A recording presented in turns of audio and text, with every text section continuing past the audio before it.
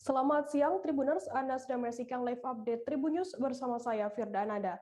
Kami akan menyajikan informasi terkini dari berbagai daerah di Indonesia yang akan dilaporkan secara langsung oleh reporter kami di lapangan. Dan inilah live update selengkapnya. Kita ke berita pertama, Saudara. Tim gabungan Kementerian Hukum dan HAM telah menyerahkan 3 jenazah korban kebakaran lapas kelas 1 Tangerang kepada keluarga masing-masing. Ketiga jenazah tersebut atas nama Bustanil bin Arwani 50 tahun, Kusnadi bin Rauf 44 tahun, dan Alvin bin Marsum 23 tahun. Penyerahan ketiga jenazah dilakukan di rumah duka RS Polri Kramat Jati, Jakarta Timur pada Sabtu 11 September hari ini. Terkait informasi lebih detailnya sudah bergabung bersama kami wartawan dari tribunnews.com ada Fandi Permana yang akan memberikan laporan lengkapnya untuk Anda. Halo Fandi. Halo rekan Firda, selamat siang Tribuners. Fandi, bisa Anda jelaskan hingga saat ini sudah ada berapa jenazah korban kebakaran lapas kelas 1 Tangerang yang berhasil teridentifikasi oleh tim DVI Polri? Oke, baik. Hari ini Sabtu 11 September 2021, tim Disaster Victim Identification Mabes Polri sejauh ini sudah mengidentifikasi 5 jenazah korban kebakaran lapas kelas 1 Tangerang. Dan pada hari ini juga telah diserahkan 3 korban atau 3 jenazah yang bernama Bustanil bin Arwani, Kusnadi bin Rauf, dan Alvin bin Marsum. Ketiganya sudah diserahkan oleh tim dari Ditjenpas Kementerian Hukum dan HAM ke keluarga masing-masing untuk selanjutnya dimakamkan oleh pihak keluarga. Fandi, lantas hingga saat ini kemarin saya mendengar ada kabar sudah ada 1 jenazah begitu yang sudah diserahkan ke keluarga. Untuk total hingga saat ini sudah ada berapa jenazah korban yang diserahkan oleh tim Kemenkumham ke pihak keluarga? Dari 5 jenazah yang sudah teridentifikasi, kelimanya sudah diserahkan kepada pihak keluarga. Pada Jumat kemarin, tim DVI Polri juga telah berhasil mengidentifikasi jenazah atas nama Rudi dan juga seorang napi terorisme bernama Dian. Dan baik Rudi dan Rian sudah diserahkan ke pihak keluarga pada hari Jumat kemarin dan juga telah dimakamkan oleh pihak keluarga di kampung halamannya masing-masing. Menurut Direktur Keamanan dan Ketertiban Ditjenpas Kementerian Hukum dan HAM, Abdul Haris, bahwa semua jenazah atau kelima jenazah yang telah teridentifikasi akan segera langsung diserahkan ke pihak keluarga, dan juga untuk tim Kemenkumham akan menanggung semua biaya pemulasaran hingga pemakaman. Fandi, kemudian apakah tim Kemenkumham menanggung semua biaya pemulasaran jenazah? Lalu berapa besaran santunan yang diberikan kepada keluarga korban ini? Terkait untuk pemulasaran atau pemakaman jenazah, tim Kemenkumham akan menanggung semua biaya, baik itu biaya transportasi dan juga administrasi lain-lain seperti ambulans dan juga biaya perjalanan ke rumah keluarga masing-masing, dan besaran untuk santunan kepada tiap korban adalah sebesar 30 juta ditambah biaya atau bantuan biaya pemakaman sebesar 6 juta rupiah. Dan proses penyerahan santunan sendiri dilakukan langsung oleh Ditjenpas yang menyerahkan bantuan tersebut ke ahli waris dari keluarga korban masing-masing. Baik, Tribuners, tadi jurnalis kami Fandi Permana juga sudah melakukan wawancara dengan Abdul Aris, Direktur Keamanan dan Ketertiban di Ditjenpas Kementerian Hukum dan HAM. Berikut liputan lengkapnya untuk Anda. Kemudian yang saudara kandungnya, ini intinya apa? Memastikan tentang uang duka yang kita berikan, kemudian tentang pemakamannya. Ya. Jadi yang 2 tadi sudah, ya, dari keluarga istrinya dan pamannya, kakaknya. Yang kedua tadi yang di Wonosobo sudah, adiknya, dan didampingi oleh Karutan Wonosobo. Karena orang tuanya tidak bisa hadir, tapi dipastikan uang duka sampai kepada keluarganya. Nah, yang ketiga ini yang di daerah Kemang di daerah mana Menteng belum datang. Tadi hanya keluarga bukan istrinya, bukan siapa tadi, keluarga saja. Maka kita belum bisa menyerahkan itu. Kecuali dia ada surat kuasa dari keluarganya untuk mengurus. Kecuali ada surat kuasa. Jangan sampai nanti, ya mohon maaf, ada ribut gara-gara pemberian uang duka tadi. Kalau misalnya keluarga yang nggak bisa, nanti ada dari pihak Kemenkumham? Dari kita selalu mendampingi sampai akhir. Seperti ini nih, di Wonosobo ada dari pemasarakatan mendampingi tempat pemakaman sampai terakhir. Di tadi yang di Kemang, yang dikubur di daerah Priok, sampai terakhir juga kita dampingi. Kita memastikan semua berjalan dengan lancar. Jadi itu yang kita kenapa harus keluarganya?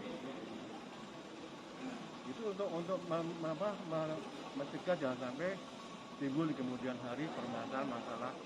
Kok Pak di TV kemarin saya dengar 36 juta, kok sekarang 32? Ya kan gitu. Tadi sempat begitu. Saya sampaikan yang 36 kemarin si Rudi itu karena keluarga mengganti. Kita beralih ke informasi selanjutnya, Saudara. Tim Penilai Internal atau TPI Inspektorat Jenderal Kemenkumham melakukan kunjungan ke Lapas Narkotika Kelas 2A Pamekasan, Madura. Kunjungan ini dipimpin langsung oleh Inspektur Wilayah 6, Marasiden. Dalam kunjungannya, TPI didampingi oleh tim Kanwil Kemenkumham Jatim. Terkait informasi lebih lengkapnya akan disampaikan oleh rekan wartawan kami dari Tribun Madura, ada Kuswanto Ferdian yang saat ini sudah tersambung bersama kami. Halo Kuswanto. Halo rekan Firda, bersama dengan saya Kuswanto Ferdian, wartawan tribunmadura.com di Pamekasan. Kuswanto, bisa Anda jelaskan apa saja yang dilakukan rombongan Jenderal Kemenkumham ini di Lapas Narkotika di Pamekasan, Madura? Baik, pertama yang dilakukan oleh rombongan dari Inspektorat Jenderal Kemenkumham RI ini, pertama mereka melakukan pengecekan di layanan publik, ya, terutama di tempat ruang tunggu bagi para keluarga napi yang ingin menjenguk keluarganya yang sedang ada di dalam. Setelah itu mereka juga mengecek bagian daripada tahanan dan juga kondisi dari ruangan lapas narkotika dan juga blok hunian yang dihuni oleh para napi. Nah, ini kunjungan kali ini rekan Firda ada kaitannya dengan terjadinya kebakaran di lapas kelas 1 Tangerang, ya. Jadi dari Jenderal Kemenkumham ini mengecek seluruh ruangan dan memastikan semua saluran aliran listrik dan segala macamnya itu aman dan terkendali. Selain itu mereka juga mengecek kondisi dari dapur, karena kondisi dapur ini juga menjadi tempat yang sangat vital terjadinya kebakaran. Mereka juga melakukan pengecekan dan kemarin juga mereka memberikan masukan supaya apapun yang berkaitan dengan keamanan para narapidana juga harus dilakukan dengan semaksimal mungkin. Begitu rekan Firda. Lantas Kuswanto, apa saran yang disampaikan begitu dari rombongan Inspektorat Jenderal Kemenkumham tentang kondisi lapas narkotika di Pamekasan ini?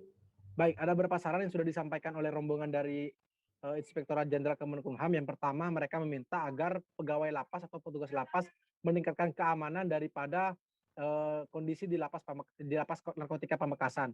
Di lapas narkotika ini juga Firda dilengkapi yang namanya CCTV, ya, baik di tempat layanan publik, di tempat di tempat hunian para blok narapidana dan juga di tempat kelas dapur para pidana memasak. Begitu rekan Firda.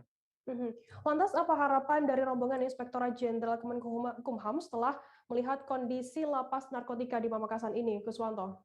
Baik, penilaian dari Jenderal Inspektorat Kemenkumham dan juga harapan yang mereka sampaikan, pertama karena lapas narkotika Pamekasan saat ini sedang menuju WBK dan WBM, jadi mereka meminta agar pelayanan ditingkatkan secara maksimal. Dan mereka juga meminta agar setiap blok hunian lapas itu dikontrol, jangan sampai lama-lama begitu, karena mengantisipasi adanya kejadian seperti yang terjadi di lapas Tangerang. Begitu rekan Firda. Baik, Tribuners, tadi jurnalis kami juga melakukan wawancara dengan Kalapas Narkotika Pamekasan, Sohibur Rahman. Berikut liputan lengkapnya untuk Anda. Kami kedatangan tim Inspektorat Jenderal, dalam hal ini dari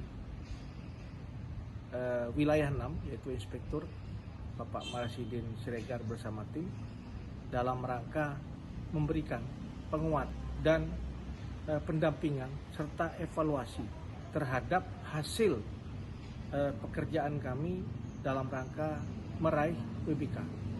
Nah, dari pelaksanaan kegiatan dan evaluasi tersebut ada beberapa catatan yang harus dan segera untuk bisa dilaksanakan evaluasi oleh kami bersama.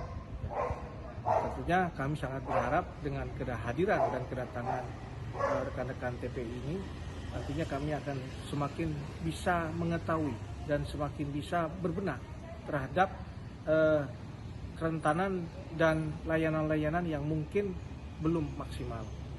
Kami sangat apresiasi untuk kedatangan tim Inspektur Jenderal dalam rangka memberikan penguatan dan pendampingan dalam rangka kami akan meraih WBK dan WBBM tahun 2021 ini. Kita beralih ke informasi selanjutnya, Saudara. Pasca penyerangan Pos Ramil Kisor hingga berujung pada gelombang pengungsi di sejumlah kampung di Kabupaten Maibrat kini menjadi perhatian bagi sejumlah pihak. Guna menyikapi hal tersebut, Bupati Kabupaten Maibrat Bernard Sageri mengajak masyarakat agar tetap menjaga keamanan dan tidak terpengaruh dengan informasi hoax di daerah tersebut. Terkait informasi lebih lengkapnya akan disampaikan oleh rekan wartawan kami dari Tribun Papua, ada Safwan Ashari Raharusun yang saat ini sudah tersambung bersama kami. Halo Safwan. Halo Firda. Safwan, bisa Anda jelaskan pasca penyerangan Pos Ramil Kisor, upaya apa saja yang telah dilakukan oleh pemerintah setempat? Ya, Firda dan juga Tribuners dimanapun Anda berada, hari ini kembali lagi bersama saya dari Papua Barat untuk mengabarkan informasi terkini di Kabupaten Tambrau pasca penyerangan Pos Ramil yang berada di Kisor, Kabupaten Maibrat. Sejak tanggal 2 September lalu ada penyerangan di Pos Ramil Kisor di Kabupaten Maibrat. Sejumlah kegiatan yang telah dilakukan oleh pemerintah Kabupaten Maibrat sendiri, salah satunya yaitu mengunjungi tempat kejadian perkara yang ada di Kampung Kisor, Kabupaten Maibrat. Selain itu, Bupati dalam hal ini Bapak Bernard Sageri sendiri langsung turun ke sejumlah kampung yang ada di distrik Aitinyo Raya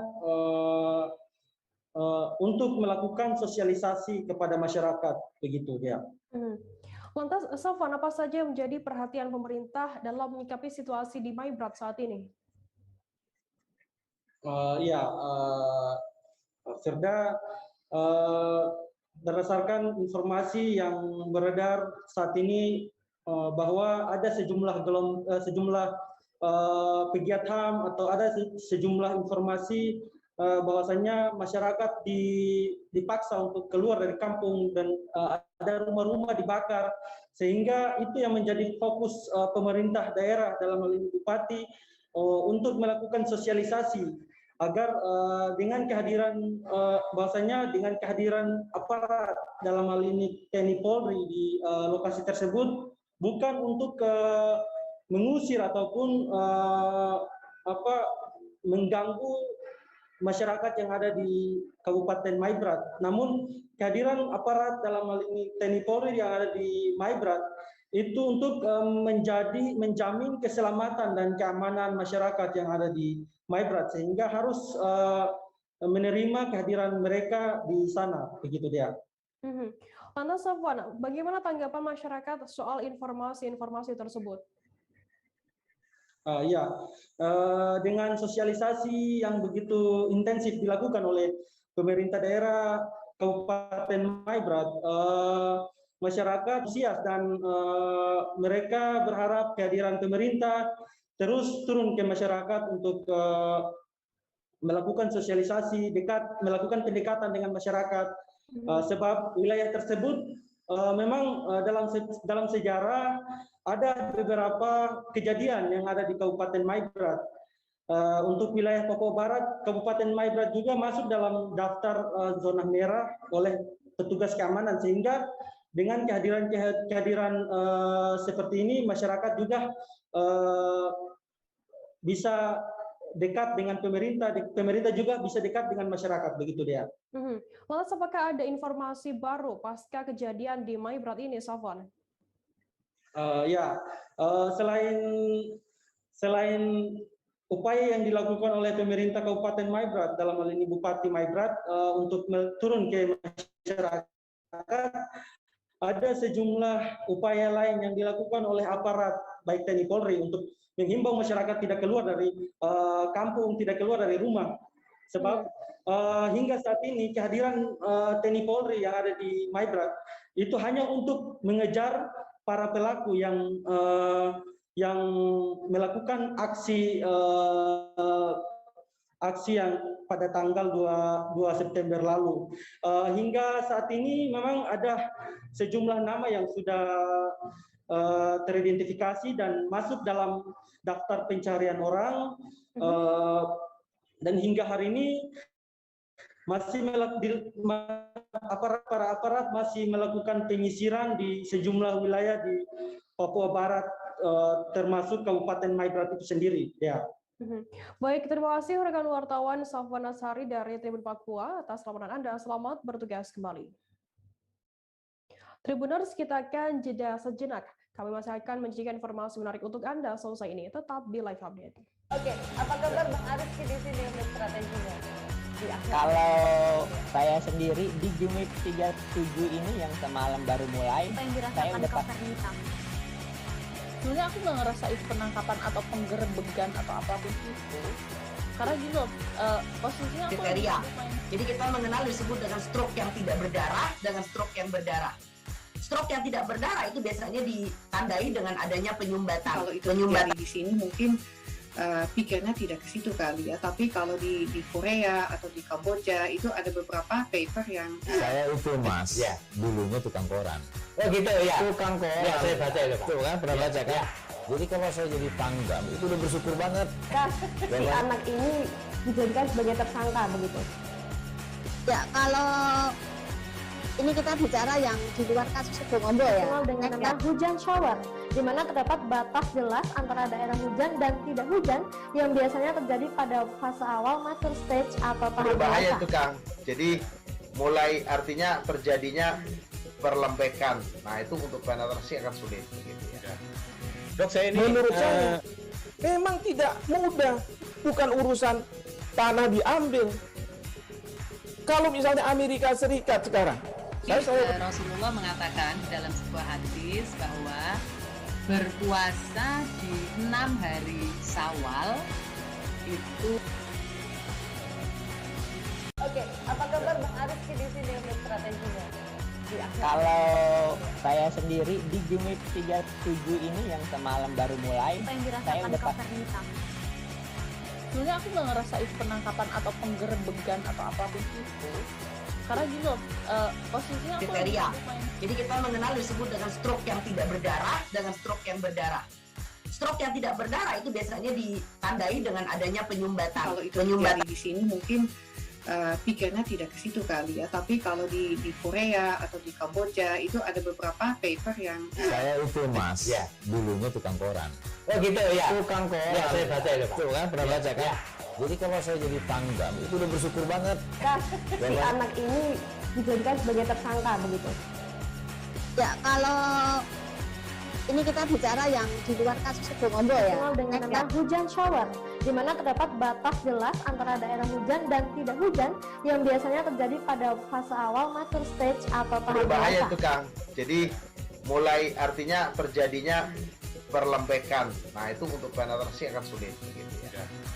Dok, saya ini menurut saya memang tidak mudah, bukan urusan tanah diambil. Kalau misalnya Amerika Serikat sekarang, Rasulullah mengatakan dalam sebuah hadis bahwa berpuasa di 6 hari Syawal itu. Oke, apa kabar Bang Ariski di sini untuk strateginya?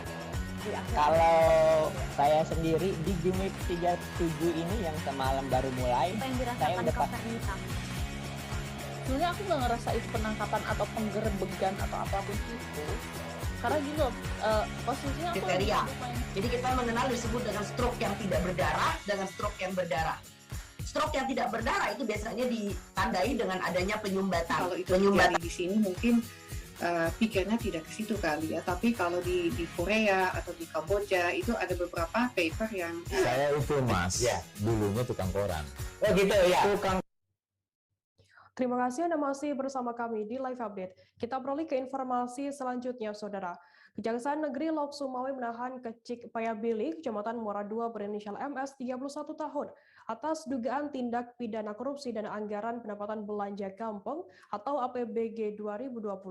Yang ditahan pihak penyidik seusai diperiksa selama 2 jam pada Kamis 9 September siang. MS juga ditetapkan menjadi tersangka seusai menjalani pemeriksaan. Terkait informasi lebih lengkapnya akan disampaikan oleh rekan wartawan kami dari Serambi News Indonesia. Ada Zaki Mubarak yang saat ini sudah tersambung bersama kami. Halo Zaki. Ya, halo rekan Firda. Zaki, bisa Anda jelaskan latar belakang atau alasan Kecik MS ini ditahan oleh Kejaksaan? Ya, rekan Firda, terima kasih. Selamat siang rekan Tribunus, dapat kami informasikan bahwa pada Kamis 9 September 2021 lalu, pihak Kejaksaan Negeri telah menetapkan seorang kepala desa atau Kecik Payabili, Kecamatan Muara II, Kota Lok Sumawe. Ia ditahan karena terlibat beberapa kasus korupsi, di antaranya di mana pengadaan sepeda motor di atas nama pribadi, bukan atas nama pemerintah. Nah, kemudian proyek pembangunan rumah bantuan duafa. Kemudian ada penyalahgunaan setoran pajak ya, pendapatan desa. Kemudian yang terakhir adalah salah penggunaan dana silva tahun 2020. Nah, ia ditahan karena setelah diperiksa selama 2 jam oleh pihak penyidik dan tidak didampingi penasihat hukum, sehingga ia dilakukan penahanan sampai dengan waktu yang ditentukan oleh pihak penyidik Kejaksaan Negeri Kota Lok Sumawe. Nah, hingga saat ini informasi yang kita peroleh dari Kejaksaan Negeri Polres Sumawe, ada satu saksi yang belum menghadiri panggilan dari pihak kejaksaan. Namun informasi yang terakhir kita peroleh bahwa hari Senin, pada Senin depan, pihak kejaksaan akan kembali memanggil seorang saksi lagi, yaitu berinisial A, yang diduga terlibat bersama Kecik atau kepala desa MS. Nah, apabila ia mangkir dari panggilan tersebut, maka pihak Kejaksaan Negeri akan menetapkan berinisial A, yaitu sebagai DPO Kejaksaan Negeri Kota Lok Sumawe. Demikian, Firda. Lantas Zaki, apakah ada tersangka lainnya dalam kasus tindak pidana korupsi ini? Kemungkinan dari informasi yang kita peroleh dari pihak kejaksaan ada, ya, yaitu yang terlibat kasus korupsi, dugaan tindak pidana korupsi anggaran pendapatan belanja kampung tahun 2020, ada kemungkinan ada penambahan seorang saksi. Nah, inilah yang sedang digali oleh pihak kejaksaan. Dari satu saksi yang dipanggil yang mangkir ini mungkin bisa dijadikan salah satu tersangka yang bakal jadi calon tersangka. Demikian, Firda. Oke, Zaki, untuk hingga saat ini sudah ada berapa saksi, total berapa saksi yang sudah diperiksa oleh pihak Kejaksaan Negeri? Ya, rekan Tribun News dapat kami informasikan bahwa informasi yang kita peroleh dari Kejaksaan Negeri, dari awal Januari sampai saat ini sudah ada 11 saksi yang diperiksa oleh Kejaksaan Negeri Lok Sumawe, termasuk salah satunya adalah MS Kecik dan yang sudah ditetapkan sebagai tersangka, rekan Firda. Baik, terima kasih rekan wartawan Zaki Mubarak atas laporan Anda. Selamat bertugas kembali. Kita beralih ke informasi selanjutnya, Saudara. Seorang suami berinisial I, 46 tahun, tega melakukan kekerasan dalam rumah tangga terhadap istrinya berinisial HA, 46 tahun, warga desa Rambutan Masam, Kecamatan Muara Tembesi, Kabupaten Batanghari, Rabu 8 September dini hari. Bahkan akibat kekerasan yang dialaminya, HA, 46 tahun, mengalami luka tusuk di bagian pinggang sebelah kanan dan harus menjalani perawatan di Rumah Sakit Muara Bulian. Diduga penganiayaan tersebut bermula saat sang suami cemburu terhadap istrinya. Terkait informasi lebih lengkapnya akan disampaikan oleh rekan wartawan kami dari Tribun Jambi, ada Musa Wira yang saat ini sudah tersambung bersama kami. Halo Musa. Ya, halo rekan Firda. Musa, bisa Anda jelaskan bagaimana kronologi penganiayaan peristiwa tersebut? Ya, baik, terima kasih rekan Firda dan selamat siang Tribuners. Baik, dapat saya informasikan di sini bahwa insiden KDRT yang terjadi di Kabupaten Batanghari atau tepatnya di Kecamatan Morotumbesi di Desa Rambutan Masam, bahwa bermula dari pasangan suami istri atau pasutri, yang mana suaminya ini cemburu terhadap istrinya. Cemburu terhadap istrinya karena suaminya ini mencurigai bahwa istrinya ini adalah selingkuh. Atas kejadian itu, atas peristiwa yang dialami istrinya, lalu percekcokan terjadi antara suami dan istri. Perselisihan paham terjadi pada waktu itu, dan kejadian ini terjadi pada Rabu dini hari. Warga yang melihat atas percekcokan itu ingin melerai pasutri tersebut, dan akhirnya warga melaporkannya ke kepolisian atau di Polsek Morotumbesi. Begitu, rekan Firda. Musa, lantas bagaimana tindakan dari kepolisian atas terjadinya KDRT ini? Ya, setelah pasca kejadian itu, si istri mendapatkan luka tusuk pada bagian pinggang sebelah kanan. Dan setelah warga melaporkannya ke pihak kepolisian, kepolisian datang menuju ke TKP.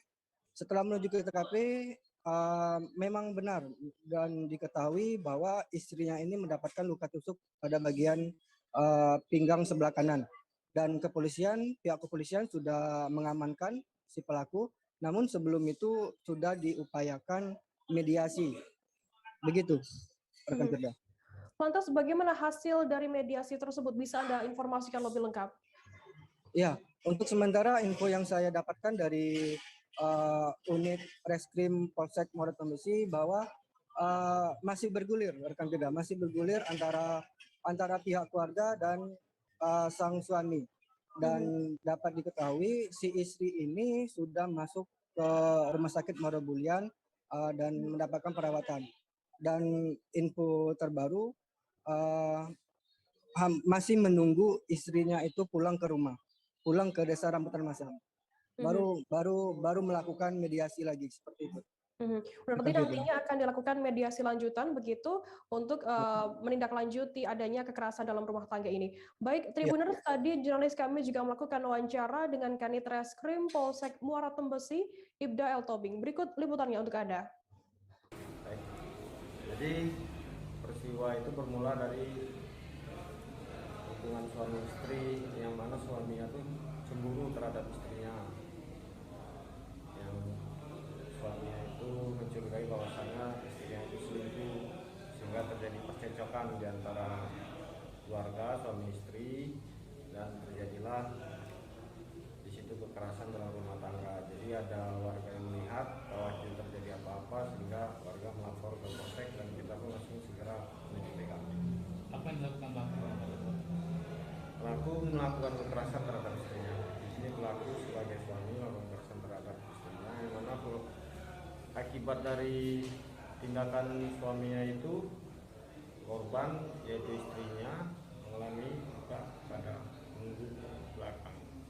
Yang sekarang ini sedang dirawat di Rumah Sakit Muara Bulian. Untuk selanjutnya kami saat ini masih pendalaman masalah perkaranya untuk menentukan pasalnya dan lain sebagainya. Kejadiannya itu di mana tuh? Kejadiannya itu di Desa Rambutan Masam, Kecamatan Muara Tembesi, Kabupaten Batanghari. Rambutan Masam, nyebrang sungai dari Pasar Muara Tembesi. Jadi ketika kita melakukan penangkapan itu korban sudah ditusuk atau belum? Bagaimana? Nah, waktu terjadi penangkapan belum. Kita upaya mediasi segala macam, kita tuju supaya menyelesaikan perkara ini dengan baik-baik. Polres Wonogiri berhasil mengungkap siapa dalang di balik pembuangan bayi yang ditemukan dalam kardus di sekitar jembatan lingkungan Dusun Donoharjo, Wonogiri pada Selasa 24 Agustus lalu. Pelaku tak lain adalah ibu bayi yang ternyata adalah anak di bawah umur yang masih berstatus sebagai pelajar kelas 10 di sebuah SMA sederajat di Wonogiri. Kapolres Wonogiri AKBP Didit Dwi Susanto mengatakan bahwa pihaknya berhasil mengungkap sosok pembuang bayi itu dalam kurun waktu 24 jam setelah mendapat laporan penemuan bayi. Terkait informasi lebih lengkapnya akan disampaikan oleh rekan wartawan kami dari Tribun Solo, ada Erlangga Bima Sakti yang saat ini sudah tersambung bersama kami. Halo Bima. Halo Fitra. Bima, bisa Anda jelaskan bagaimana proses terungkapnya dalang pembuangan bayi tersebut? Oh ya, jadi setelah mendapat laporan warga tentang penemuan bayi itu di tanggal 24 Agustus lalu, jadi polisi Wonogiri kemudian melakukan pemeriksaan penyelidikan dalam kurun waktu 24 jam ditemukan salah satu terduga pelaku dan kemudian ditanya ternyata baru mengakui pelaku mengakui ke pihak polisi juga pihak keluarga atas perbuatannya itu. Jadi ketika itu langsung dibawa ke rumah sakit karena mengalami pendarahan gitu. Oke. Kemudian setelah sosok pelaku ini melahirkan, bayi ini dibawa kemana dan apakah proses kelahiran bayi tersebut dibantu bidan atau seperti apa informasi lengkapnya, Bima? Oh ya, untuk proses kehamilan si pelajar ini melakukannya sendiri di rumah, jadi tanpa bantuan siapapun. Jadi ketika melahirkan bayi itu sendiri, kemudian menurut keterangan polisi juga dipotong sendiri itunya. Setelah itu juga hari-hari dari bayi itu disimpan di dapur. Kemudian setelah subuh itu ada pemilik warung yang curiga karena jam segitu biasanya si anak itu tidak pernah membeli pembalut di situ. Itu sewaktu subuh beli di situ dan cara berjalan itu agak aneh gitu. Oke. Kemudian apakah selama kehamilan dari perempuan ini keluarga tidak ada yang mengetahui begitu? Tidak ada. Jadi selama proses kehamilan, jadi memang usia kehamilan kemarin sudah 9 bulan, jadi memang bayi itu sudah waktunya lahir alias tidak prematur. Dan selama itu juga si anak ini menyembunyikan dari pihak keluarga dengan cara selalu memakai pakaian yang berdodoran atau yang besar-besar gitu. Bisa kadang juga memakai jaket gitu. Baik, Tribuners, tadi jurnalis kami juga melakukan wawancara dengan Kapolres Wonogiri AKBP Didit Dwi Susanto terkait kasus ini. Berikut liputannya untuk Anda. Hasil penyelidikan kita, jadi kurang dari 24 jam setelah bayi ditemukan, alhamdulillah kita sudah berhasil menemukan tersangkanya. Termasuk dengan yang pihak laki-laki juga kita temukan. Rumahnya tidak jauh dari lokasi atau jauh, Nggak? Ya, nggak jauh ya. Karena memang pada saat itu pendarahan dirawat di rumah sakit atau gimana dapat diketahuinya? Enggak, hasil penyelidikan kita terus kalau sudah dapat terungkap, setelah itu dibawa ke rumah sakit. Rumah sakit. Pengecekan ternyata memang betul bahwa yang bersangkutan baru saja melahirkan. Kemudian terjadi pendarahan sehingga melakukan perawatan di rumah sakit.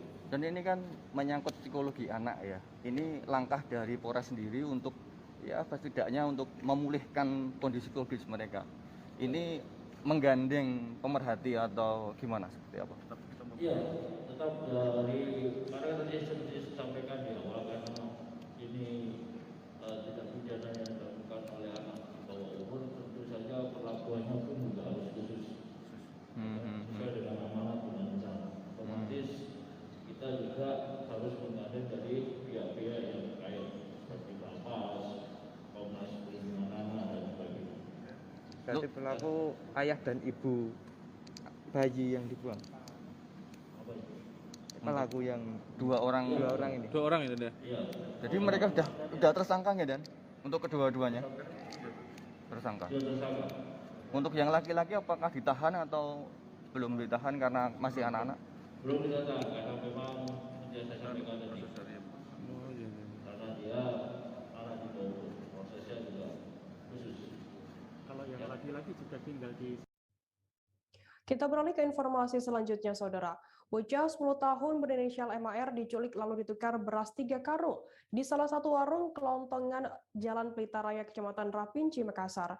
Bocah yang beralamat di Majini Gusung, Makassar itu diculik pada Selasa 7 September kemarin. Kasus tersebut terungkap setelah sang bocah dititipkan ke warung kelontong kemudian ditinggal.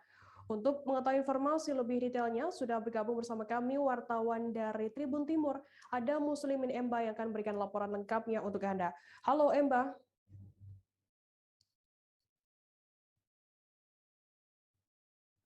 Ya, Firda. Mbak, bisa Anda jelaskan seperti apa kronologi penculikan anak yang ditukar dengan beras tersebut? Ya, baik Firda dan Tribuners, pada Selasa kemarin itu peristiwa penculikan anak kembali terjadi di Jalan Macinik Usung, tepatnya di Kecamatan Makassar, Kota Makassar. Sang anak berinisial MAR, berusia 10 tahun, masih duduk di bangku kelas 4 SD. Sang anak ini dibawa kabur oleh si penculik dengan iming-iming uang sebesar 15.000 untuk ikut naik di motornya, terus dibawa ke Jalan Pelita Raya. Setelah itu tiba di depan salah satu warung kelonton. Si anak ini dititip oleh si penculik, lalu si penculik ini mengambil beras dengan mengaku ke penjual beras bahwasanya dia menitip adiknya karena lupa membawa uang. Begitu, Firda. Lantas sepanjang tahun ini sudah ada berapa kasus penculikan yang serupa terjadi di Makassar? Ya, Firda dan Tribuners, untuk tahun ini itu sebelumnya juga terjadi kasus yang sama di lokasi yang sama di Jalan Pelita juga, yaitu seorang bocah juga berusia sekitar 10 tahun itu diculik lalu dibawa ke salah satu warung, tepatnya pangkalan gas LPG 3 kg, lalu ditukar dengan 3 buah tabung gas. Kejadian ini tepatnya pada bulan Mei lalu. Kemudian bagaimana langkah dari pihak kepolisian sendiri terkait adanya kasus penculikan yang menggunakan modus ditukar dengan barang sembako itu? Ya, Firda, dari hasil konfirmasi terakhir dengan Kasat Reskrim Polrestabes Makassar, Kompol Jamal Fatur Rahman, saat ini aparat kepolisian tengah memburu pelaku dengan mengerahkan sejumlah tim, baik dari tim jajaran Polsek, Polres, hingga Polda Sumsel begitu. Karena kasus ini sudah dianggap meresahkan. Ini sudah kali kedua terjadi di tahun ini, Firda. Baik, Tribuners, tadi jurnalis kami juga melakukan wawancara dengan Babin Kamtipmas Kelurahan Balaparang, Aibda Syarif. Berikut liputannya untuk Anda. Kalau modus ini terjadi lagi, dia mengiming-iming anak-anak kecil dengan uang 15.000 untuk ikut di motornya. Kemudian setelah itu dia mencari warung untuk menjual, ya, untuk mengambil beras. Kemudian anak itu dititip sebagai jaminan. Kira demikian. Itu pelakunya bagaimana ciri-cirinya? Info dari korban penyebab, ciri-cirinya dia menggunakan sepeda motor matic, orangnya agak tinggi kurusan. Modusnya sampai di warung seperti apa? Modusnya sampai di warung dia pura-pura lupa bawa dompet. Kemudian anak itu disimpan sebagai jaminan untuk dipercaya seperti itu. Apa yang dia ngambil? Beras 3 karung. Bang, ini sudah berapa kali kejadian di sini, Bang? Soalnya ini kejadian kedua kalinya, awalnya juga pernah terjadi. Anak juga modusnya seperti itu, Bang, itu katanya anaknya diculik atau memang diiming-iming uang atau seperti apa? Anaknya itu diiming-imingi uang 15.000. Tribuners, selesai jeda kami akan kembali dengan informasi menarik lainnya, tetap di Live Update. Oke, apa kabar Bang Ariski di sini untuk strateginya? Kalau saya sendiri di Gimik 37 ini yang semalam baru mulai, saya udah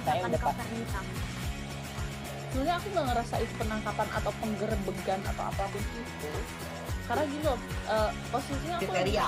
Jadi kita mengenal disebut dengan stroke yang tidak berdarah dengan stroke yang berdarah. Stroke yang tidak berdarah itu biasanya ditandai dengan adanya penyumbatan. Kalau itu terjadi di sini mungkin pikirnya tidak ke situ kali ya, tapi kalau di Korea atau di Kamboja itu ada beberapa paper yang saya itu Mas, ya, dulunya tukang koran. Oh gitu ya. Tukang koran. Ya, saya baca itu, Pak. Tuh kan, pernah baca kan? Ya. Jadi kalau saya jadi pangdam itu udah bersyukur banget. Si anak ini dijadikan sebagai tersangka begitu. Ya, kalau ini kita bicara yang di luar kasus Sebongombo ya, dengan nama hujan shower, di mana terdapat batas jelas antara daerah hujan dan tidak hujan yang biasanya terjadi pada fase awal mature stage atau tahap berbahaya dewasa. itu, Kang. Jadi mulai artinya terjadinya perlembekan. Nah itu untuk penetrasi akan sulit. Gitu ya. Dok, saya ini menurut saya memang tidak mudah, bukan urusan tanah diambil. Kalau misalnya Amerika Serikat sekarang, Rasulullah mengatakan dalam sebuah hadis bahwa berpuasa di 6 hari Syawal itu. Oke, apa kabar Bang Ariski di sini untuk strateginya? Kalau saya sendiri di Jumit 37 ini yang semalam baru mulai, saya udah sebenarnya aku nggak ngerasa itu penangkapan atau penggerebegan atau apapun itu, karena gini loh, posisinya aku kriteria. Jadi kita mengenal disebut dengan stroke yang tidak berdarah dengan stroke yang berdarah. Stroke yang tidak berdarah itu biasanya ditandai dengan adanya penyumbatan. Kalau itu terjadi di sini mungkin pikirnya tidak ke situ kali ya, tapi kalau di Korea atau di Kamboja itu ada beberapa paper yang saya itu Mas, ya, dulunya tukang koran. Oh gitu ya. Tukang koran. Ya, saya baca itu Pak. Tuh kan, pernah baca kan? Ya. Jadi kalau saya jadi pangdam itu udah bersyukur banget. Si anak ini dijadikan sebagai tersangka begitu. Ya, kalau ini kita bicara yang di luar kasus Sebongombo ya. Dengan nama hujan shower, di mana terdapat batas jelas antara daerah hujan dan tidak hujan yang biasanya terjadi pada fase awal mature stage atau tahap berbahaya dewasa. itu Kang. Jadi mulai artinya terjadinya perlembekan. Nah itu untuk penetrasi akan sulit. Gitu ya. Dok, saya ini menurut saya memang tidak mudah, bukan urusan tanah diambil. Kalau misalnya Amerika Serikat sekarang, Rasulullah mengatakan dalam sebuah hadis bahwa berpuasa di 6 hari Syawal itu. Oke, apa kabar Bang Ariski di sini untuk strateginya? Kalau saya sendiri di Jumit 37 ini yang semalam baru mulai, saya udah sebenarnya aku nggak ngerasa itu penangkapan atau penggerebegan atau apapun itu, karena gini loh, posisinya aku kriteria. Jadi kita mengenal disebut dengan stroke yang tidak berdarah dengan stroke yang berdarah. Stroke yang tidak berdarah itu biasanya ditandai dengan adanya penyumbatan. Kalau itu terjadi di sini mungkin pikirnya tidak ke situ kali ya, tapi kalau di Korea atau di Kamboja itu ada beberapa paper yang saya itu Mas, ya, dulu. Terima kasih Anda masih bersama kami di Live Update. Kita beralih ke informasi selanjutnya, Saudara. Kebakaran kapal pinisi di Labuan Bajo, Kabupaten Manggarai Barat mengakibatkan kepanikan wisatawan. Hal itu diakui Akas, seorang wisatawan yang selamat dari kejadian kebakaran yang terjadi pada Jumat 10 September kemarin. Akas menuturkan saat kejadian ia bersama penumpang lainnya dievakuasi menggunakan skoci dari kapal pinisi lainnya yang kebetulan berada di lokasi kejadian di Manjerite. Untuk informasi lebih lengkapnya akan disampaikan oleh rekan wartawan kami dari Pos Kupang. Ada Gegio Viana yang saat ini sudah tersambung bersama kami. Halo Gegio. Halo, selamat siang rekan Firda, selamat siang Tribuners. Bisa Anda jelaskan bagaimana kronologi terbakarnya kapal pinisi tersebut? Baik, dapat saya laporkan dari Labuan Bajo, Kabupaten Manggarai Barat. Satu unit kapal pinisi atau kapal wisata di Labuan Bajo terbakar di wilayah perairan Pulau Manjerite. Awalnya kapal pinisi ini bergerak pada Jumat siang dari Labuan Bajo untuk melakukan perjalanan wisata selama 3 hari 2 malam. Namun dalam perjalanan pada hari pertama setelah melakukan perjalanan sebelumnya di Pulau Kelor, di wilayah perairan Manjerite terjadi peristiwa kebakaran pada dek bagian atas, tepatnya di wilayah di area anjungan dari kapal pinisi tersebut. Di atas dek tersebut terdapat satu unit genset yang dijadikan sebagai sumber arus listrik dari kapal tersebut. Usai menemukan kejadian tersebut, kapten kapal langsung berusaha untuk melakukan evakuasi terhadap sejumlah wisatawan yang berada di dalam kapal, dan selanjutnya bersama dengan ABK lainnya melakukan upaya pemadaman kebakaran tersebut. Demikian rekan Firda. Lantas apakah sudah ada informasi Gegio tentang penyebab kebakaran ini? Baik, hingga saat ini belum dapat dipastikan penyebab kebakaran tersebut. Namun dapat dipastikan bahwa sumber api berasal dari top deck kapal pinisi, yakni satu unit genset yang terbakar di bagian atas tersebut itu. Demikian kembali rekan Firda. Gicio, terkait kejadian kebakaran tersebut, apakah ada korban jiwa mungkin atau korban luka-luka? Dapat dilaporkan tidak ada korban jiwa ataupun juga korban luka-luka di dalam peristiwa tersebut. Untuk total jumlah wisatawan yang menggunakan kapal pinisi yang terbakar ini ada berapa totalnya jumlah ini? Untuk total wisatawan yang menggunakan jasa kapal wisata tersebut sebanyak 20 wisatawan, namun di dalam kapal itu juga ada sebanyak 8 ABK atau anak buah kapal dan seorang kapten kapal. Demikian rekan Firda. Gicio, untuk kondisi terkini pasca kebakaran tersebut bagaimana saat ini kondisinya? Baik, untuk kondisi terkini setelah kejadian tersebut, puluhan wisatawan itu telah dievakuasi dari lokasi kejadian dan pada Jumat sore kemarin mereka sudah dievakuasi juga di Pelabuhan Pelni Labuan Bajo. Selanjutnya kapal KM Lexi tersebut yang terbakar tersebut juga telah dibawa ke wilayah perairan Labuan Bajo untuk dilakukan pemeriksaan maupun juga penyelidikan lebih lanjut. Dan pihak kantor unit penyelenggara pelabuhan atau KUPP kelas 2 Labuan Bajo masih mendalami kejadian tersebut untuk mengetahui penyebab pasti kebakaran. Demikian rekan Firda. Baik, Tribuners, tadi jurnalis kami juga melakukan wawancara dengan seorang penumpang kapal KM Lexi bernama Akas. Berikut liputannya untuk Anda. Tadi tuh ke Pulau Padar sama snorkeling di mana ya tadi tuh? Di Kelor. Iya di Kelor. Berarti tadi tuh jadi snorkeling. Gitu. Hari pertama. Iya. Asalnya dari mana? Kak? Asal dari Jakarta. Tadi diselamatkan atau seperti apa proses evakuasi sampai ke sini? Pakai skoci, jadi ada skoci, kemudian juga akhirnya pinisi kapal yang lain kumpul pada bantu, awak-awaknya juga kirim skoci, kemudian mereka akhirnya padamin api bareng-bareng tuh sama yang lain. Berarti beruntung karena ada kapal sekitar. Iya, untungnya rame. Tapi sempat sedikit panik ya Mbak? Panik lah Mas, panik banget. Oh, iya. Barang-barang aja ini akhirnya kita belakangan diambilnya, kita selamatin nyawa dulu, baru barang-barang diambil gitu. Tapi harta benda aman semua? Aman sih, ketemu aman semua gitu. Kalau ini untuk apinya di bagian atas kapal atau di bagian bawah? Di bagian atasnya. Atasnya ya? Di bagian atasnya gitu. Karena jasadnya kan di atas, terus mungkin di atas ada nyamber-nyamber gitu. Oke, thank you. Dengan Mbak siapa? Ya. Sebanyak 2 orang remaja dilaporkan terseret ombak di Pantai Cimpago, Kecamatan Padang Barat, Kota Padang, Sumatera Barat. Korban dilaporkan terseret ombak saat berenang bersama rekan-rekannya. Hingga saat ini, tim SAR gabungan masih melakukan pencarian terhadap kedua korban. Terkait informasi lebih lengkapnya akan disampaikan oleh rekan wartawan kami dari Tribun Padang, ada Rezi Aswar yang saat ini sudah tersambung bersama kami. Halo Rezi. Iya, Firda. Rezi, bisa Anda jelaskan berapa orang yang terseret di ombak di Padang ini dan juga bagaimana untuk identitasnya? Iya, untuk ini ada 2 orang remaja ya, hanya terseret ombak karena gelombang tinggi. Tepatnya di Pantai Cimpago, Kelurahan Purus, Kecamatan Padang Barat, Kota Padang, Sumatera Barat, di mana kejadian ini terjadi kemarin sore, tepatnya pada Jumat 10 September 2021. Untuk korban diketahui bernama Ismail, umur 15, dan Zikra, umur 16 tahun. Dia masih, pelajar ini masih duduk di bangku SMA.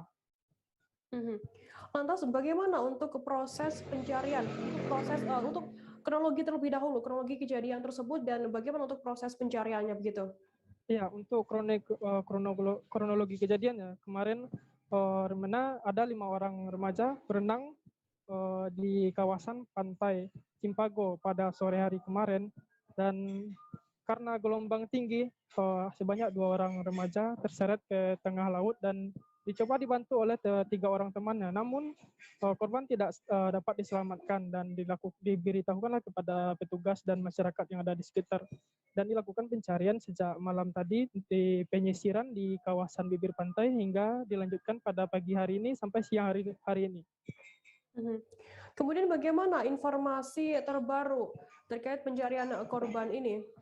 Iya, hingga siang hari ini petugas dari BPBD, Basarnas, Brimob, Satpol Air, dan petugas lainnya seperti relawan masih melakukan pencarian terhadap kedua korban ini. Hingga siang hari ini korban belum ditemukan. Namun untuk proses pencarian masih berlanjut. Baik, Tribuners, tadi jurnalis kami juga melakukan wawancara dengan Kapolsek Padang Barat, Kompol Martin. Berikut liputannya untuk Anda. Berawal dari kemarin ada laporan masyarakat, ada melalui telepon ke saya, mengatakan ada orang hanyut dari Ketua LPM Purus, Pak Fajri namanya. Setelah didatangi ke TKP, diketahui jam 5:30 ada 5 orang anak kelas 1 SMA mandi-mandi di pinggir laut. Karena arus ombak besar, 2 orang terseret sampai ke tengah. Kawan yang bertiga mencoba menolong, namun tidak tertolong dan kawannya hanyut. Untuk sampai saat ini sudah ditemukan atau gimana, Pak? Sampai malam, pagi kami di pihak kepolisian, Basarnas dan juga dari Brimo melakukan penyisiran. Namun sekarang belum diketahui keberadaan korban. Kalau boleh tahu untuk umur dan nama korban siapa? Ini adalah Ismail Rahmat Ilahi, umur 15 tahun. Kelas 10 SMA 2 Padang. Yang kedua Zikra, 16 tahun, kelas 10 SMA Pembangunan, tinggal di Air Tawar, Padang Utara. Pak, ini himbauan untuk orang tua atau masyarakat, Pak? Untuk masyarakat yang bermain di pinggir pantai, sekarang kita lihat ombak besar berpasang naik, dan juga di sekitaran Cipago, Purus itu memang di sana rawan, dah sering kejadian anak terseret ombak. Kalau dapat mandi-mandi ya jangan arah ke arah muara, minimal 2 batu split yang ditaruh di tengah laut tersebut. Sejak Senin 6 September 2021, pembelajaran tatap muka terbatas diperbolehkan digelar di Kabupaten Ogan Komering Ilir mulai dari jenjang PAUD, TK, SD hingga SMP sederajat. Suasana kegembiraan masih dirasakan para siswa hingga saat ini karena dapat belajar secara langsung di sekolah bertemu dengan guru dan teman-temannya. Terkait informasi lebih lengkapnya akan disampaikan oleh rekan wartawan kami dari Tribun Sumsel, ada Winando Da Vinci yang saat ini sudah tersambung bersama kami. Halo Winando. Halo, selamat siang Firda. Winando, bisa Anda jelaskan sejak kapan sekolah tatap muka ini sudah diterapkan di Ogan Komering Ilir sendiri? Baik Firda, untuk Kabupaten Oki sendiri baru menerapkan sekolah tatap muka di tanggal 6 September lalu, atau tepatnya sudah 1 minggu pembelajaran tatap muka dilakukan di Kabupaten Oki. Untuk jenjangnya sendiri, Dinas Pendidikan Kabupaten Oki yaitu mulai dari PAUD, TK, SD, dan SMP. Sedangkan untuk SMA-nya sendiri itu melalui Dinas Pendidikan Sumatera Selatan. Lantas bagaimana untuk penerapan protokol kesehatan di sekolah-sekolah yang menerapkan PTM ini? Oke Firda, untuk penerapan protokol kesehatannya sendiri, Dinas Pendidikan yaitu Sekretaris Dinas Pendidikan Abdullah Rifai waktu saya wawancara itu mengatakan setiap sekolah wajib menerapkan protokol kesehatan secara ketat, yaitu dengan menerapkan masker lapis atau 3 lapis, yaitu masker medis pertama dan dilapisi lagi dengan masker kain. Untuk bangkunya sendiri maksimal 18 siswa dalam satu ruangan, atau jika dalam satu ruangan itu ada 30 siswa berarti dibagi 2 kelas. Setiap kelasnya untuk SD sendiri yaitu 1 jam sama dengan 20 menit dan untuk SMP 1 jam sama dengan 25 menit. Jadi jika biasanya dalam 1 hari itu 2,5 jam, berarti hanya 1 jam pembelajaran. Untuk ininya sendiri pengecekan sendiri ada pengecekan suhu tubuh, mencuci tangan, dan wajib membawa hand sanitizer. Untuk anak siswa dan guru sendiri tidak boleh bersentuhan secara langsung, Firda. Winando, untuk bagaimana tanggapan atau dari murid maupun guru yang sudah menerapkan PTM di sekolah-sekolahnya? Baik Firda, Untuk Kabupaten Oki sendiri sudah menerapkan sistem pembelajaran dalam jaringan sekitar 1,5 tahun, dan baru tanggal 6 kemarin mulai PTM diberlakukan. Jadi untuk anak-anak SD khususnya yang tengah melakukan pendidikan, jadi waktu pertama dia masuk itu kelas 1 kan, tapi sistem daring, dan baru masuk lagi saat ini kelas 3. Jadi udah sekitar 2 tahun belajar di rumah. Saat pertama ditemui itu dia senang Firda karena bisa bertemu dengan teman-teman dan bisa melihat langsung ibu guru menerangkan pelajarannya. Dan para siswa juga berharap agar pembelajaran tatap muka ini tetap dilakukan meskipun mereka harus menerapkan protokol seperti memakai masker dan menjaga jarak, Firda. Baik, Tribuners, tadi jurnalis kami juga melakukan wawancara dengan Kepala Sekolah SDN 1 Kayu Agung Ida Mahyaroh. Berikut liputannya untuk Anda. Ya. Kamera ya? Ya. Bisa dijelaskan bagaimana pelaksanaan tatap muka di sekolah kita? Kegiatan tatap muka PTM terbatas itu sudah mulai dilaksanakan sejak 6 September 2021 hari Senin kemarin. Setelah beberapa hari dimulai, apakah ada kesulitan atau kendala yang dialami? Sepertinya tidak ada, Pak. Aman-aman saja, lancar.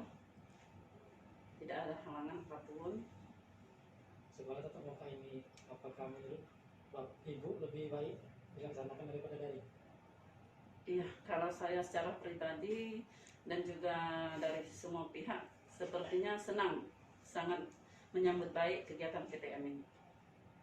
Terus apa saja Bu yang perlu diperhatikan dalam menghindari terjadinya COVID-19?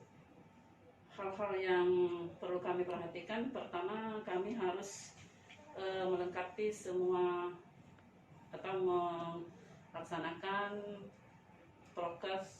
protokol kesehatan itu, melengkapi alat-alat seperti misalnya ada termogen, menyiapkan masker, cuci tangan, dan di kelas pun itu sudah diatur jarak anak belajarnya. Setiap anak itu jaraknya 1,5 meter. Terakhir Bu, mungkin harapannya Bu atau himbauannya? Harapan kami dari pihak sekolah itu sangat mengharapkan sekali agar PTM ini tetap dilaksanakan berlanjut.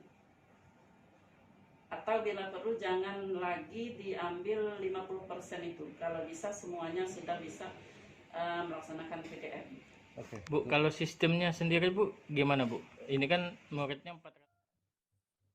Menteri Pemberdayaan Perempuan dan Perlindungan Anak I Gusti Ayu Bintang Darmawati melakukan kunjungan dan memberikan bantuan untuk keluarga Kota Denpasar yang kehilangan kepala keluarga karena COVID-19. Kunjungan tersebut dilaksanakan langsung di rumah salah satu warga yang berlokasi di Jalan Tukat Pancoran Gang 12C Banjarbekul, Denpasar, Bali. Terkait informasi lebih lengkapnya akan disampaikan oleh rekan wartawan kami dari Tribun Bali, ada Wahyuni Sari yang saat ini sudah tersambung bersama kami. Halo Sari. Ya, halo Firda. Sari, bisa Anda jelaskan berapa total keluarga yang diberikan bantuan oleh Menteri PPPA di Kota Denpasar ini?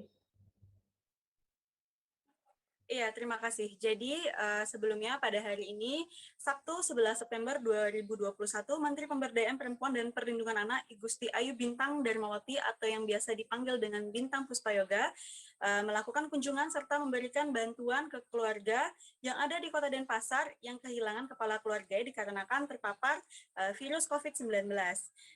Ketika diwawancarai, Bintang Puspayoga mengatakan nantinya akan ada pendampingan kepada anak-anak yatim piatu tersebut. Untuk Denpasar sendiri sudah dikawal oleh pemerintah kota melalui wali kota yang akan membangun beberapa jejaring-jejaring. Nah, pihaknya juga sudah melakukan koordinasi dan memastikan pemenuhan hak dasar anak-anak yang akan mendapatkan bantuan ini nantinya. Lebih lanjutnya juga ia mengatakan data anak yatim piatu yang masuk yang ia terima sebanyak 25 jumlahnya, sementara yang diberikan bantuan hanya 3 keluarga saja dikarenakan Sisanya masih bisa dibantu oleh keluarganya yang mampu, seperti oleh pamannya atau bibinya ataupun yang lainnya, Firda. Sarin, lantas bantuan apa saja yang diberikan oleh Menteri PPA ini? Iya, jadi bantuan yang diberikan oleh Menteri PPA tadi itu tadi berupa beberapa sembako yang juga diberikan oleh komunitas-komunitas yang hadir tadi. Selain itu nantinya ke depannya bantuan yang diberikan berupa jenjang pendidikan dan juga kesehatan untuk anak-anak tersebut. Jadi nantinya pemerintah akan menanggung biaya pendidikan anak-anak tersebut hingga nanti memasuki jenjang pendidikan akhir SMP atau sekolah menengah pertama, Firda. Sorry, bisa Anda jelaskan berapa jumlah anak yang kehilangan orang tuanya karena COVID-19 di Kota Denpasar saat ini? Iya, selain Menteri PPA tadi juga terdapat Wali Kota Denpasar yakni Jaya Negara. Beliau menyampaikan rasa terima kasihnya kepada Menteri PPA atau Bintang Puspayoga dikarenakan sudah memberikan bantuan untuk masyarakat Kota Denpasar yang terdampak pandemi COVID-19. Jadi nantinya pihaknya akan menindaklanjuti program-program tersebut bersama dengan Dinas Sosial, juga pemberdayaan perempuan dan anak-anak yang ditinggal oleh orang tuanya karena COVID-19. Menurut data yang ia dapatkan, jadi sejauh ini sebanyak 46 anak di Kota Denpasar yang kehilangan orang tuanya dikarenakan COVID-19. Maka dari itu nantinya program pendidikan dan kesehatan serta bantuan uang tunai akan disiapkan di Kota Denpasar untuk anak-anak tersebut, Firda. Baik, terima kasih rekan wartawan Wahyuni Sari dari Tribun Bali atas laporannya. Selamat bertugas kembali. Tribuners, kita akan jeda sejenak. Tetap di Live Update. Oke, apa kabar Bang Arief di sini untuk strateginya? Kalau saya sendiri di Gimik 37 ini yang semalam baru mulai, saya udah sebenarnya aku nggak ngerasa itu penangkapan atau penggerebegan atau apapun itu. Karena gitu, posisinya aku kriteria. Jadi kita mengenal disebut dengan stroke yang tidak berdarah dengan stroke yang berdarah. Stroke yang tidak berdarah itu biasanya ditandai dengan adanya penyumbatan. Kalau itu terjadi di sini mungkin pikirnya tidak ke situ kali ya. Tapi kalau di Korea atau di Kamboja itu ada beberapa paper yang saya itu Mas, ya, dulunya tukang koran. Oh gitu ya. Tukang koran. Ya, saya baca itu, Pak. Tuh kan pernah baca kan? Ya. Jadi kalau saya jadi pangdam itu udah bersyukur banget. Si anak ini dijadikan sebagai tersangka begitu. Ya, kalau ini kita bicara yang di luar kasus Sebongondo ya. Dengan nama hujan shower, di mana terdapat batas jelas antara daerah hujan dan tidak hujan yang biasanya terjadi pada fase awal mature stage atau tahap berbahaya dewasa. itu Kang. Jadi mulai artinya terjadinya perlembekan. Nah itu untuk penetrasi akan sulit. Begitu, ya. Dok, saya ini menurut saya memang tidak mudah. Bukan urusan tanah diambil. Kalau misalnya Amerika Serikat sekarang, Rasulullah mengatakan dalam sebuah hadis bahwa berpuasa di 6 hari Syawal itu. Oke, apa kabar Bang Arief di sini untuk strateginya?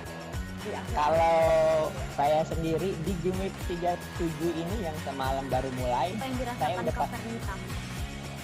sebenarnya aku nggak ngerasa itu penangkapan atau penggerebegan atau apapun itu.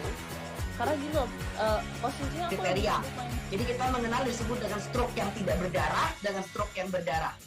Stroke yang tidak berdarah itu biasanya ditandai dengan adanya penyumbatan. Kalau itu terjadi di sini mungkin pikirnya tidak ke situ kali ya. Tapi kalau di Korea atau di Kamboja itu ada beberapa paper yang saya itu Mas, ya, dulunya tukang koran. Oh gitu ya. Tukang koran. Ya, saya baca itu, Pak. Tuh kan pernah baca kan? Ya. Jadi kalau saya jadi pangdam itu udah bersyukur banget. Si anak ini dijadikan sebagai tersangka begitu. Ya, kalau ini kita bicara yang di luar kasus Sebongondo ya. Dengan nama hujan shower, di mana terdapat batas jelas antara daerah hujan dan tidak hujan yang biasanya terjadi pada fase awal mature stage atau tahap berbahaya dewasa. itu Kang. Jadi mulai artinya terjadinya perlembekan. Nah itu untuk penetrasi akan sulit. Begitu, ya. Dok, saya ini menurut saya memang tidak mudah. Bukan urusan tanah diambil. Kalau misalnya Amerika Serikat sekarang, Rasulullah mengatakan dalam sebuah hadis bahwa berpuasa di 6 hari Syawal itu. Oke, apa kabar Bang Arif di sini untuk strateginya? Kalau saya sendiri di Gimik 37 ini yang semalam baru mulai, saya udah sebenarnya aku nggak ngerasa itu penangkapan atau penggerebegan atau apapun itu, karena gini loh, posisinya aku kriteria. Jadi kita mengenal disebut dengan stroke yang tidak berdarah dengan stroke yang berdarah. Stroke yang tidak berdarah itu biasanya ditandai dengan adanya penyumbatan. Kalau itu terjadi di sini mungkin pikirnya tidak ke situ kali ya, tapi kalau di Korea atau di Kamboja itu ada beberapa paper yang saya itu Mas, dulunya tukang koran. Oh gitu ya. Tukang koran. Ya, saya baca itu Pak. Tuh kan pernah baca kan? Jadi kalau saya jadi pangdam itu udah bersyukur banget. Si anak ini dijadikan sebagai tersangka begitu. Ya, kalau ini kita bicara yang di luar kasus Sedang Ombol. Terima kasih Anda masih bersama kami di Live Update. Kita beralih ke informasi selanjutnya, Saudara. Harimau Sumatera yang masuk box trap atau kandang perangkap milik Balai Besar Konservasi dan Sumber Daya Alam BPKSDA Riau di Desa Teluk Lanus, Kecamatan Sungai Apit, Kabupaten Siak setelah diidentifikasi berjenis kelamin betina. Harimau tersebut diperkirakan masih remaja atau menuju dewasa sekitar berumur 3 tahun. Belum diketahui pasti apakah harimau ini yang memangsa seorang remaja lelaki bernama Malta Alfarel Duru 16 tahun pada 29 Agustus lalu. Selesai tertangkap, tim melakukan pembiusan terhadap harimau Sumatera tersebut untuk dipindahkan ke kandang angkut guna dibawa keluar hutan. Terkait informasi lebih lengkapnya akan disampaikan oleh rekan wartawan kami dari Tribun Pekanbaru. Ada Rizky Armanda yang saat ini sudah tersambung bersama kami. Halo Rizky. Ya, halo Firda. Rizky, bisa Anda jelaskan bagaimana kronologi diketahui harimau ini masuk ke dalam kandang perangkap begitu? Ya, baik. Sebagaimana diketahui, pasca kejadian penerkaman seorang remaja bernama Malta Alfarel Duru, 16 tahun, di Desa Teluk Lanus, Kabupaten Siak beberapa waktu lalu, tim dari Balai Besar Konservasi dan Sumber Daya Alam Provinsi Riau langsung bergerak ke lokasi untuk melakukan penanganan terhadap harimau Sumatera yang diduga memangsa remaja tersebut. Setidaknya ada sekitar 3 kamera trap dan juga 2 buah box trap atau kandang perangkap yang dibawa tim dari Pekanbaru menuju Desa Teluk Lanus. Selama beberapa hari memang belum ditemukan adanya tanda-tanda kemunculan harimau. Baru pada hari Kamis kemarin, tepatnya pukul 6 pagi, tim menemukan ada seekor harimau berjenis kelamin betina, diperkirakan usianya sekitar 3 tahun, masuk ke dalam box trap tersebut. Begitu, Firda. Rizky, lantas kondisi terkini harimau tersebut seperti apa dan apakah harimau itu yang memangsa korban ini? Ya, berdasarkan hasil observasi dari tim medis sementara, memang ditemukan adanya luka bekas jeratan di bagian kaki depan sebelah kanan dari harimau tersebut. Kondisi luka sudah mengalami pembekakan dan terdapat miasis atau belatung serta mengalami pembusukan jaringan. Lalu terkait apakah harimau ini adalah harimau yang menerkam remaja lelaki sebelumnya, sampai saat ini tim Balai Besar Konservasi dan Sumber Daya Alam Provinsi Riau belum bisa memastikan karena harus melewati observasi lebih lanjut begitu. Lantas selanjutnya apakah harimau ini akan dilepas liarkan lagi atau seperti apa informasi lengkapnya? Ya, rekan Firda, lantaran kondisi harimau yang belum memungkinkan dikarenakan mengalami luka bekas jeratan di bagian kaki depan sebelah kanan, maka harimau ini terlebih dahulu rencananya dibawa ke Pusat Rehabilitasi Harimau Sumatera Dharmasraya di Kabupaten Dharmasraya, Provinsi Sumatera Barat untuk menjalani penanganan medis lebih lanjut. Setelah itu mungkin barulah tim akan menentukan lokasi untuk pelepas liaran dari satwa ini. Begitu. Lantas Rizky, apa imbauan dari BPKSDA Riau dalam kasus ini? Ya, melihat kondisi harimau yang terluka, maka tim Balai Besar tim BPKSDA Riau mengimbau kepada masyarakat agar menghindari pemasangan jerat supaya tidak mengenai satwa dilindungi jenis harimau Sumatera dan juga satwa-satwa liar dilindungi lainnya. Begitu. Baik, Tribuners, tadi jurnalis kami juga melakukan wawancara dengan PLH Kepala BPKSDA Riau, Hartono. Berikut liputannya untuk Anda. Yang diduga menerkam remaja di Teluk Lanus itu sudah kita tangkap, Pak. Terima kasih. Berdasarkan hasil kerja keras tim Balai Besar KSDA Riau dengan tim yang lain, bahwa tadi pagi sekitar jam 6, berdasarkan hasil monitoring di lapangan, harimau yang berada di Teluk Lanus sudah berhasil masuk ke box trap yang kami pasang. Terkait dengan kapan harimau itu masuk ke box trap, kemungkinan kemarin sore sekitar jam 7 itu tim mendengar bahwa pintu box trap turun dengan suara yang keras. Karena situasi dan kondisi yang malam hari, makanya diputuskan pagi tim melakukan survei, monitoring di lapangan, dan ditemukan bahwa harimau sudah masuk kandang perangkap. Harimau kira-kira usia berapa? Berdasarkan hasil observasi sementara bahwa harimau kurang lebih 3 tahun, remaja menuju dewasa. Apakah memang harimau itu yang menerkam warga? Untuk sementara kami Balai Besar KSDA Riau belum berani memutuskan apakah harimau tersebut adalah harimau yang memangsa korban pada tanggal 29 Agustus. Jenis kelaminnya, Pak? Jenis kelamin harimau adalah betina. Saat ditangkap kondisi harimau seperti apa? Saat ditangkap kondisi harimau sehat, akan tetapi ada luka di kaki depan karena bekas jeratan. Makanya kami bersama tim medis Balai Besar KSDA Riau akan melakukan observasi lebih lanjut terkait dengan kondisi harimau, apakah memang sudah bisa nanti dilepas liarkan atau belum. Kalau memang tim medis menyatakan belum, maka akan dilakukan pengobatan lebih lanjut di PRHSD Damasraya.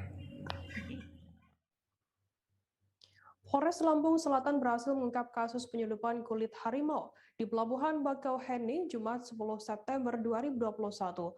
KSKP Bakauheni berhasil menangkap pelaku bernama Beni Susanto, 30 tahun, warga Desa Lajer, Kecamatan Tukdana, Kabupaten Indramayu, Jawa Barat.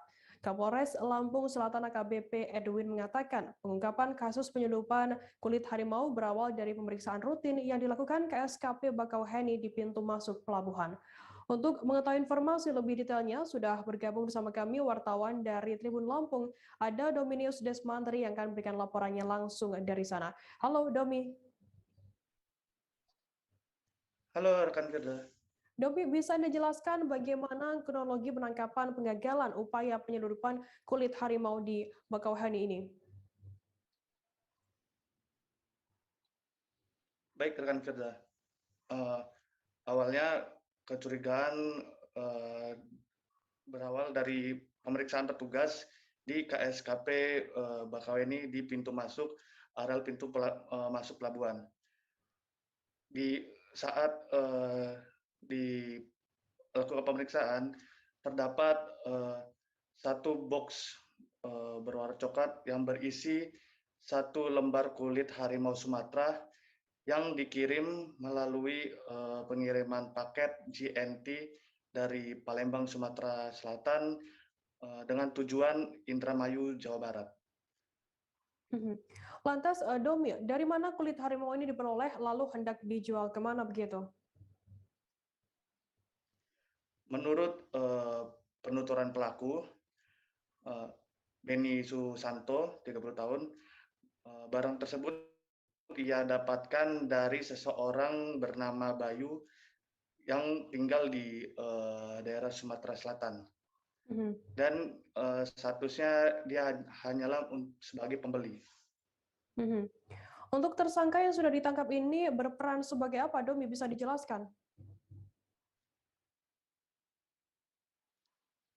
Nah, untuk keterlibatan tersangka Beni Susanto ini hanya sebagai pembeli yang membeli barang tersebut dari seseorang yang bernama Bayu di Sumatera Selatan.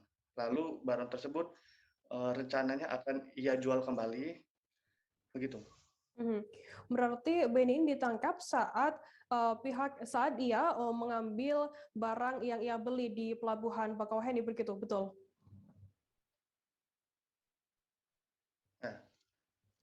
Oke, Domi, untuk penyuplai kulit harimau sendiri bagaimana informasinya? Apakah saat ini sudah ada upaya dari pihak kepolisian untuk mengejar pelaku ini? Baik, menurut informasi dari Kapolres Lampung Selatan AKBP Edwin, pihaknya telah mengantongi identitas penyuplai barang yang dijual kepada Beni Susanto tersebut, dan pihaknya saat ini sedang melakukan penyelidikan dan juga bekerja sama dengan Kepolisian Polres Lampung Selatan untuk mengungkap kasus penyelundupan kulit harimau Sumatera tersebut. Baik, Tribuners, tadi jurnalis kami juga melakukan wawancara dengan pelaku bernama Beni Susanto, 30 tahun. Berikut liputan lengkapnya untuk Anda. Mana? Indramayu. Indramayu. Berapa sih harganya? 10 juta. 10 juta. Per apa itu 10 juta? Satu lembar. Satu lembar? Kulitnya. Kulit. Yang lain? Kalau yang lain menjadi bentuk kerajinan. Oh, berapa? Kalau dompet 250. Oh, itu ada gigi segala macam. Kalau gigi beruang harganya jual 50 sampai 200. Kalau kepala harimau aja? Kepala harimau itu yang per 3 juta. 3 juta. Terus ini nangkepnya gimana sih, harimau ini bisa ditangkap? Nggak tahu. Kamu beli juga? Iya. Berapa beli? Dia beli itu kepala 3 juta. Sama Bayu itu ya? Enggak, itu yang kulit itu yang dasar dari Bayu. Kalau Bayu itu sebagai apa dia tuh? Bayu calon gitu. Kan saya tahunya transaksi sama Bayu. Bayu itu ini perantara juga. Iya. Sama. Barang ini dari Palembang. Barang dari Palembang. Udah berapa kali ngirim? Sama Bayu ini 2 kali. 2 kali ini? Iya. Sebelumnya apa ngirim apa? Harimau juga? Iya. Spesialis harimau aja ya? Iya. Kalau kepala itu yang kijang itu berapa tuh? Kepala kijang beli 400. Jualnya? Menjual 500. Rencana mau dibawa kemana sih, Mas? Ya mau dijual rencana itu. Kalau kulit rencana mau dibikin kerajinan. Di Jawa Barat ya? Iya. Dibikin dompet. Cepet. Siapa Depan. Dagang Denny. Denny dagang, bukan kurir, bukan. Dagang. Seekor dugong terdampar di area pantai Pasir Padi, Kota Pangkal Pinang pada Jumat 10 September lalu. Mamalia laut ini sontak mencuri perhatian hingga menjadi objek ajang foto oleh warga sekitar. Dalam video yang tersebar di media sosial, para warga sempat melontarkan percakapan tawar-menawar harga dugong tersebut. Menerima informasi tersebut, Yayasan Konservasi Pusat Penyelamatan Satwa Alobi Foundation Bangka Belitung dan Badan Konservasi Sumber Daya Alam BKSDA Babel segera melakukan upaya penyelamatan. Terkait informasi lebih lengkapnya akan disampaikan oleh rekan wartawan kami dari Bangkapos, ada Cici Nasya yang saat ini sudah tersambung bersama kami. Halo Cici.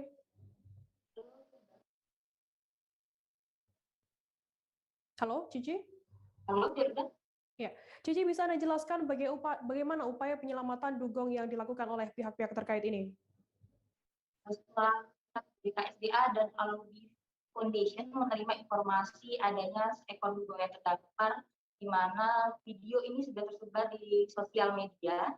Kedua pihak ini yang memang sesuai tugas dan tupoksinya langsung melakukan penyelamatan di lapangan. Ketika tiba di lokasi di pantai Pasir Padi, ternyata dugong tersebut sudah tidak ada lagi. Informasi yang mereka peroleh, dugong ini dibawa ke Desa Kurau, Bangka Tengah. Namun mereka kemudian langsung menyusuri ke pasir tersebut cukup lama dan belum menemukan dugong tersebut. Seperti itu, Firda. Untuk saat ini, hari Sabtu ini, apakah sudah ada informasi mengenai penemuan dugong dan warga yang membawa dugong tersebut ke lokasi itu?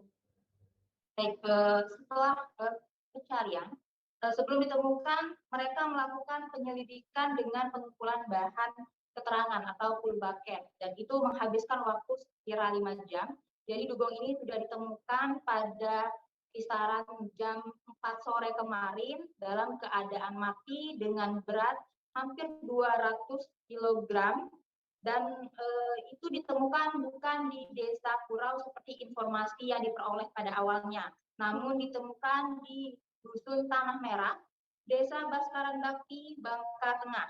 Dan ketika sudah ditemukan, pihak mereka langsung membawa dugong yang telah mati ini untuk dikuburkan di PPS Alubi Air Jangkang. Dan informasi kita peroleh, dugong ini mati karena terjerat jaring dari nelayan.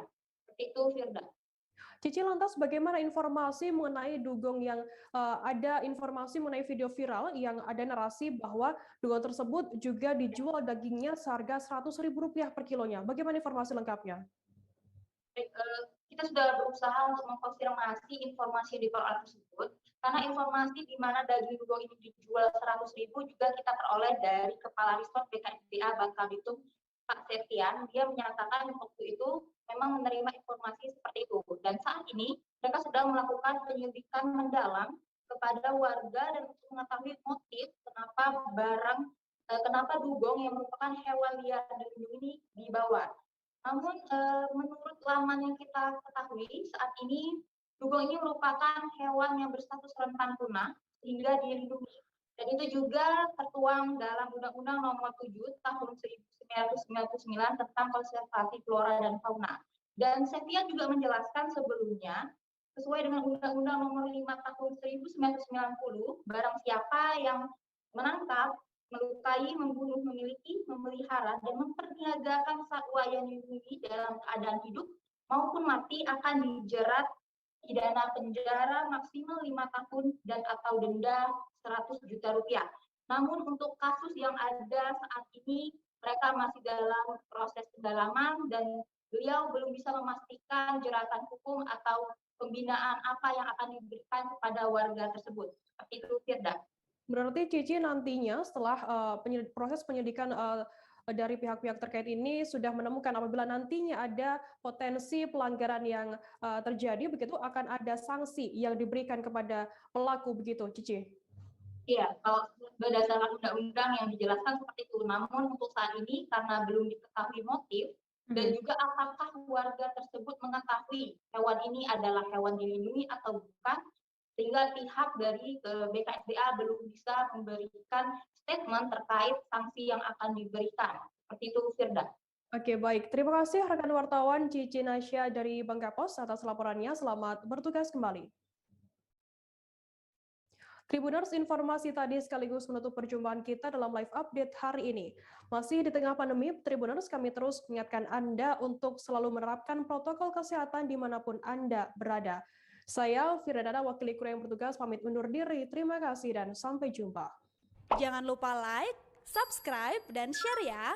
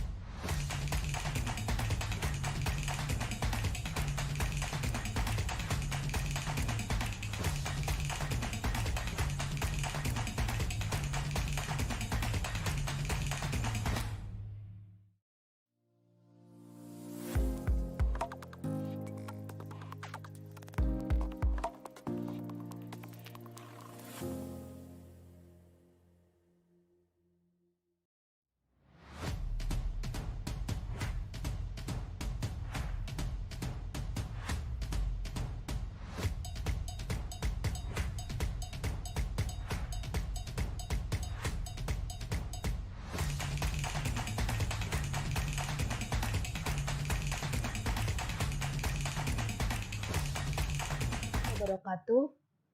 Selamat pagi, salam sejahtera untuk kita semua. Puji dan syukur marilah kita panjatkan kehadirat Tuhan Yang Maha Esa, karena atas berkat rahmat dan perkenannya kita dapat berkumpul bersama secara daring pada hari ini, Selasa 7 September 2021.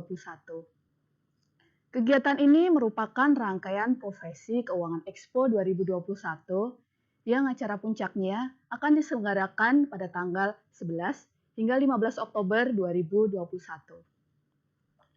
Webinar kali ini akan mengusung tema peran laporan keuangan dan laporan auditor independen dalam pengambilan keputusan ekonomi. Pagi hari ini kita juga akan menyaksikan bersama peluncuran aplikasi FindProfQ, cari data terkait profesi keuangan melalui tahapan P3L, pahami, periksa, pastikan, dan laporkan. Sebelum memulai acara, perkenankan saya, Nia Esti Wulansari, akan bertindak sebagai pembawa acara dan moderator pada webinar kali ini. Telah hadir bersama kita pagi ini yang terhormat Sekretaris Jenderal Kementerian Keuangan, Bapak Heru Pambudi. Selamat pagi, Pak Sesjen. Selamat pagi. Baik, Pak. Terima kasih, Pak. Selain itu, telah hadir juga yang kami hormati Kepala Pusat Pembinaan Profesi Keuangan, Bapak Firman Syah Nazarudin. Selamat pagi, Pak Firman. Selamat pagi, Nia. Pagi, Bapak. Yang kami hormati Deputi Bidang Keuangan dan Manajemen Risiko, Kementerian Badan Usaha Milik Negara, Ibu Nawalneli sebagai narasumber 1, Deputi Direktur Laporan dan Standar Akuntansi, Departemen Penelitian dan Pengaturan Perbankan, Otoritas Jasa Keuangan, Ibu Patricia sebagai narasumber 2, Direktur Data dan Informasi Perpajakan, Direktorat Jenderal Pajak, Bapak Erdasto Ledianto yang bertindak sebagai narasumber 3. Selamat pagi Bapak Ibu narasumber. Kami sangat menantikan pemaparan dan diskusi dari Bapak Ibu semua. Dan juga seluruh peserta webinar yang berbahagia. Untuk mengawali kegiatan webinar pada pagi hari ini, serta sebagai wujud rasa kebangsaan kita, marilah kita bersama-sama menyanyikan lagu kebangsaan Indonesia Raya. Hadirin dimohon berdiri.